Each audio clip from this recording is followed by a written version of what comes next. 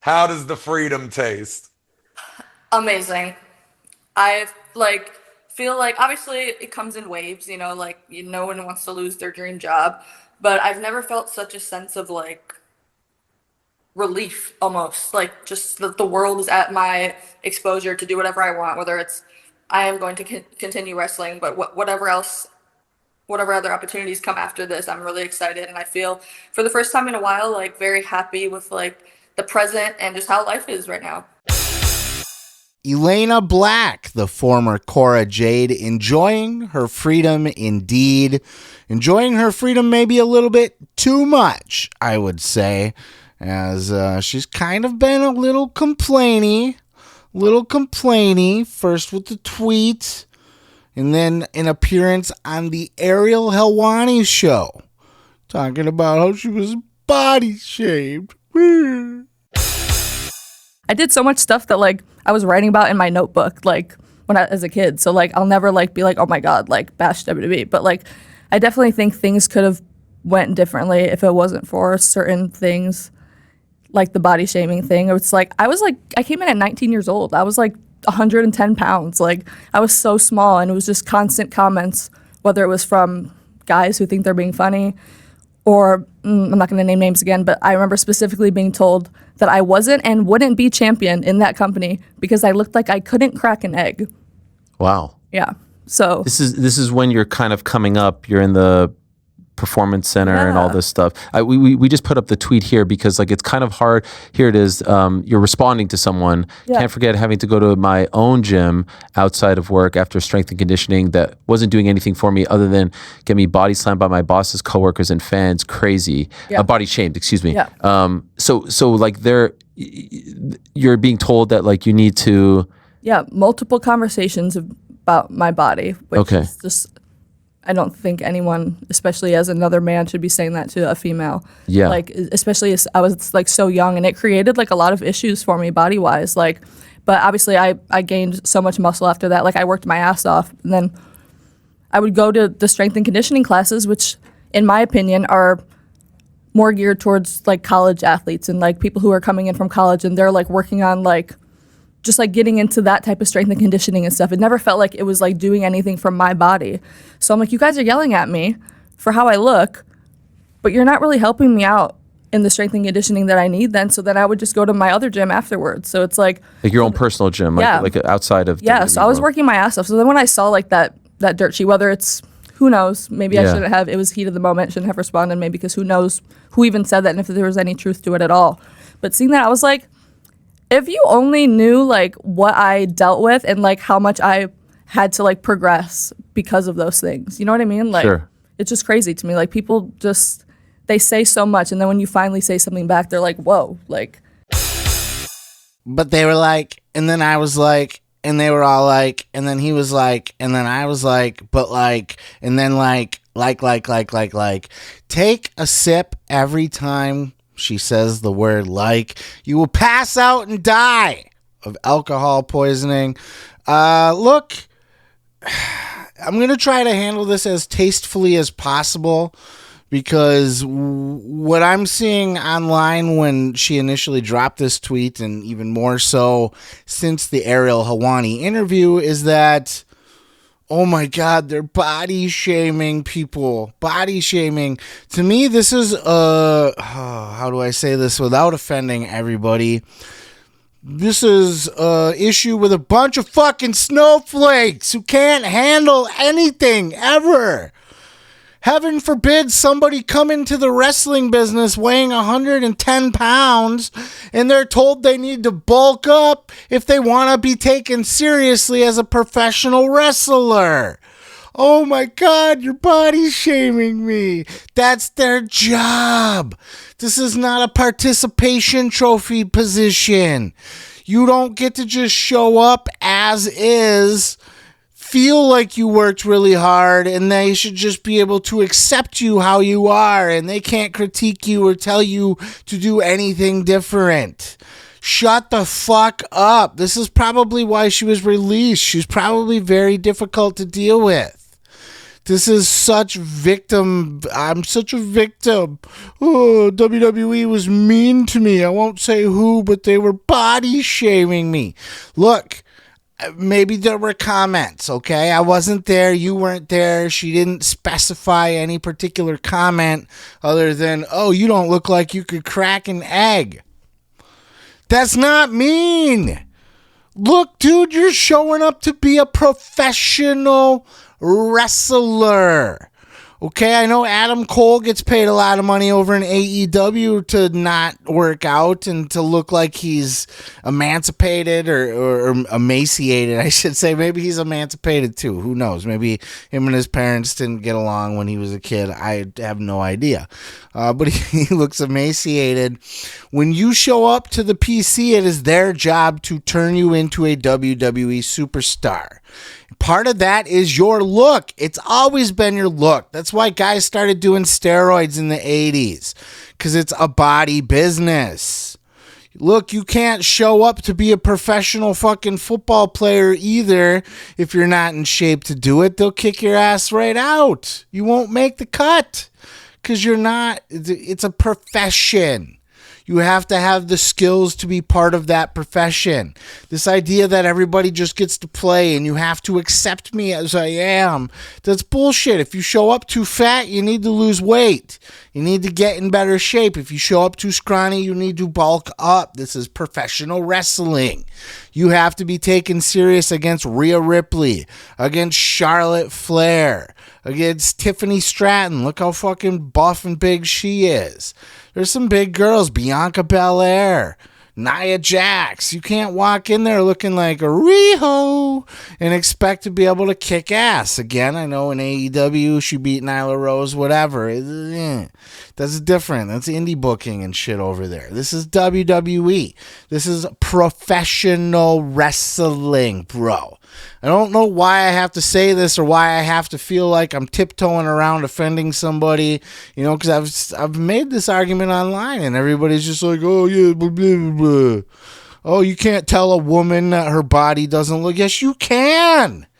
Yes, you can, because you are her coach and you are training her to be a pro wrestler. So to constantly be on her saying, hey, your body needs to get better, in better shape. You need to bulk up. And she looks great. She looks great. She's actually like more toned than a lot of wrestlers. You know, she mentioned being like best friends with Roxanne Perez. Roxanne Perez, she got that little booty thing going on, right? Little thicky thighs and shit.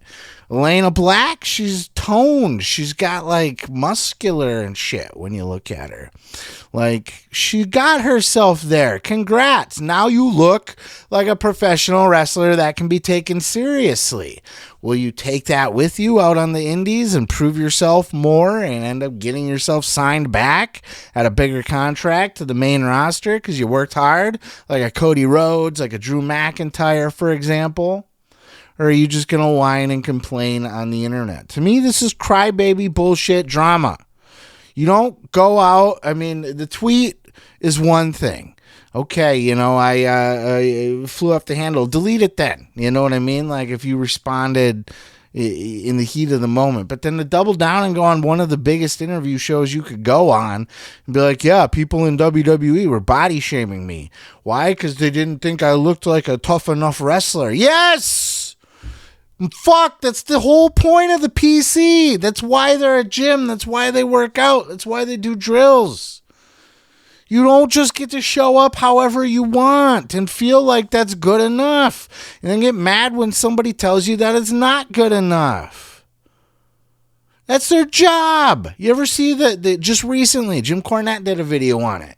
Just recently, there were leaked notes from like FCW back in the day, or maybe it was Ohio Valley at the time. I don't know. But there were notes from the developmental going up to the main roster on certain talents. This person's ready. Boom Boom Colt Cabana needed to lose a little bit of the baby fat around the belly. Like, this is just a thing. It's not a body shaming. If it's body shaming, then your expectation is that like a Boom Boom Colt Cabana can just show up with his chubby baby fat, and that's fucking great. Yeah, just show up chubby. Don't body shame him. How dare you? He deserves to be a wrestler no matter what body shape he's in. And look, I grew up with Earthquake and Typhoon and shit. So, like, body shape doesn't offend me all that much. If it was for me, if I was booking, I would accept all body types because I don't want the cookie cutter Randy Orton. You got to have those guys that looked like they were carved out of wood, but not everybody needs to have that look. Variety is the spice of life. But you do have to look like you could kick somebody else's ass. You can't show up, in her own words, 110-pound girl, and, I'm going to go in the ring and I'm going to wrestle Rhea Ripley and Charlotte Flair at WrestleMania. Fuck off, you are. Were they stiff with her? Were they a little bit mean? You don't look like you could crack an egg. Did that hurt her little feelings? Has she ever participated in sports ever before? Coaches will get on your ass. Teammates will get on your ass. This whole fucking snowflake era that we're in, this concept that you have to be coddled and fucking babied and held like a little tiny bird, and that egg that she looks like she couldn't break, they have to hold her and care for her and make sure they don't hurt her feelings. Tell her, hey, maybe, people that are on the main roster are pretty big. That could be something that you might like to do, but if not, that's fine. We'll let you keep your job anyway. No! It's preposterous to think that you can show up looking however you want and that nobody's going to tell you that you got to get in pro wrestler shape. Everybody in wrestling, entire wrestling history, since the beginning of the business that went to training was told, you need to do this, you need to do that. It's not body shaming. It's trying to help you, bro. You want to be on the main roster of professional wrestling's biggest company ever? You need to look the part. You need to look the part.